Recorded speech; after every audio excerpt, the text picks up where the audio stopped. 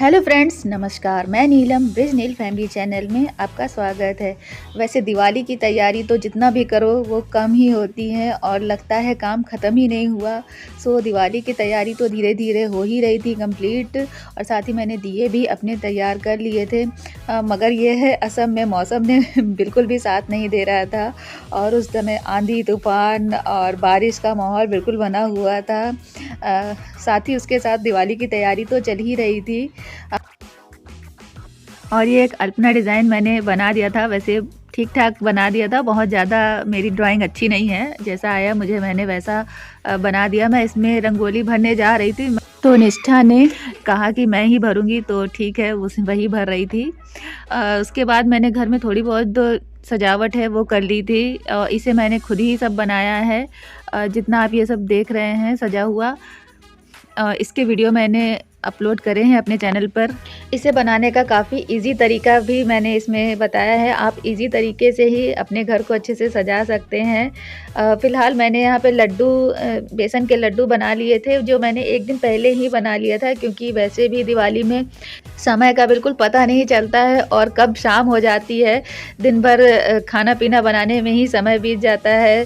वैसे दिवाली के दिन तो मैंने खाना सुबह ही बना लिया था। ज़्यादा मैंने डिनर का नहीं सोचा था बनाने का कि बहुत ज़्यादा मैं डिनर बनाऊंगी। वैसे लंच और डिनर मैंने एक साथ ही बना लिया था, जिसमें मैंने छोला और सेवई, सूखी सब्जी, रायता, राइस और पूड़ी ही बनाया। और यहाँ स्वरित भी थोड़ा-सा अपना क्रिएटिविटी दिखाने की कोशिश कर रहा है। मैंने माता के पदचिन्ह बनाए थे, जो गेरू बचा हुआ था उससे वो बनाने की कोशिश कर रहा है रंगोली। और यहाँ पे मेरी बेटी ने भी रंगोली में रंग बहुत अच्छे से भर दिया था। मुझे इतनी उम्मीद नहीं थी कि वो इस तरह से इतना साफ रंग भर देगी उसमें। और एक मैंने फूलों से भी और आम के पत्तों से भी रंगोली बना लिया था। खैर, रंगोली तो सारी कंप्लीट हो गई थी। अब चलिए यहाँ पे पूजा कर लेते हैं। अब शाम हो गई थी तो पूजा भी हमारी हो गई थी। अब पूजा तो मेरी अच्छे से हो ही गई थी, और साथ ही मैंने दिए भी सब जगह जला दिए थे।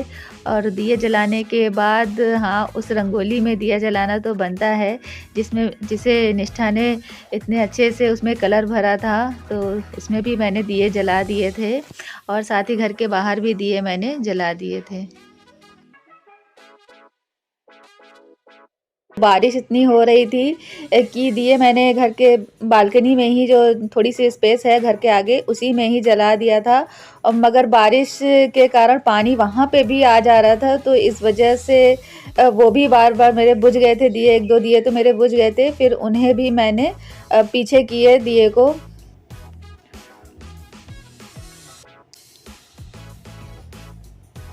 बारिश अभी भी बिल्कुल भी बंद नहीं हुई थी, बारिश अभी भी हो ही रही थी। तो तुलसी का पौधा मेरा बाहर था, उसे भी मैंने अंदर करके उसमें दिए जला लिए थे। और दिवाली थी तो कुछ ना कुछ तो पटाखे छोड़ने ही थे, तो पटाखे तो आज नहीं छोड़ पाए। बस स्वरित और निष्ठा ने थोड़ा सा फुलझड़ी जला लिया था, जिससे दिवाली का शगुन मतलब कर लिया जाए। और साथ में मिलके थोड़े बहुत हम लोगों ने फुलझड़ियाँ जला ली थी। मगर बच्चों का तो मन था पटाखे छोड़ने का और अनार को जलाने का, मगर ऐसा पॉसिबल हो नहीं पाया बारिश की वजह से। बालकनी में ही थोड़ा सा स्वरित और निष्ठा ने फुलझड़ी जला ली थी।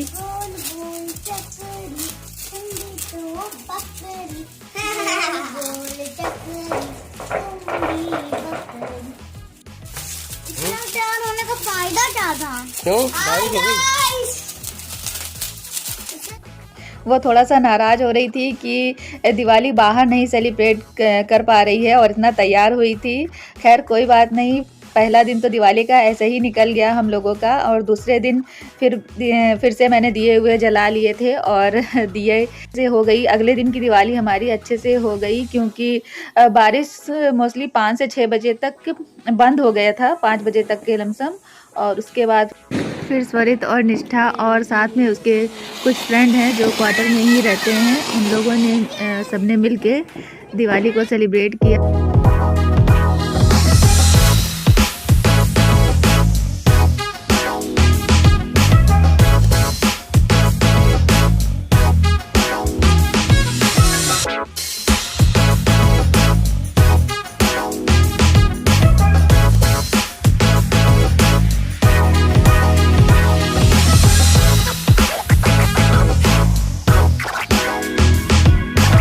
वैसे दिवाली तो अच्छे से हो गई थी। अब दिवाली के बाद के भी और त्यौहार हैं, जैसे भाई दूज, उसमें भी मैंने स्वरित और निष्ठा को अच्छे से तैयार कर दिया था। भाई दूज के फेस्टिवल में यूपी में हमारे यहाँ ये रुई और रोली से भार बनाया जाता है, जो भाई के सर के ऊपर रखा जाता है। तो वही मैं यहाँ पे निष्ठा को सिखा रही थी कि किस तरह से बनाना है। ये लो, फिर ऐसे थोड़ी दूर पे ऐसे। फिर निष्ठा ने इसे बहुत ही आसानी से सीख भी लिया और बहुत अच्छे से इसको बना भी लिया था। वैसे तो ये पूजा हम लोग ने सिंपल ही कर लिया था, भगवान पे इसे चढ़ा लिया था, मगर यूपी में ये ग्रुप्स में पूजा होती है और पूरा चौक बनाया जाता है, मतलब भाई बनाया जाता है, सूरज बनाया जाता है, बहुत कुछ उसमें बनता है। पर लेकिन त्यौहार तो त्यौहार होता है, आप अगर अच्छे मन से मनाओ तो त्यौहार बहुत ही अच्छे से सेलिब्रेट होता है। तो यहाँ पर उसी तरह से दोनों भाई बहन ने काफ़ी अच्छे से अपने भाई दूज को सेलिब्रेट किया था। साथ ही उसके भाई ने गिफ्ट भी उसके लिए अच्छे से पैक वैक कर दिया था, जिसे पाकर निष्ठा बहुत खुश हुई।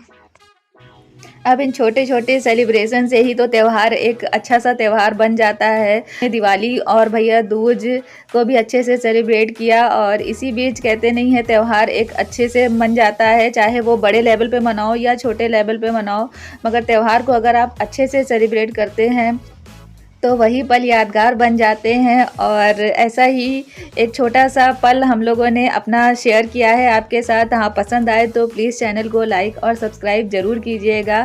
Thank you for watching.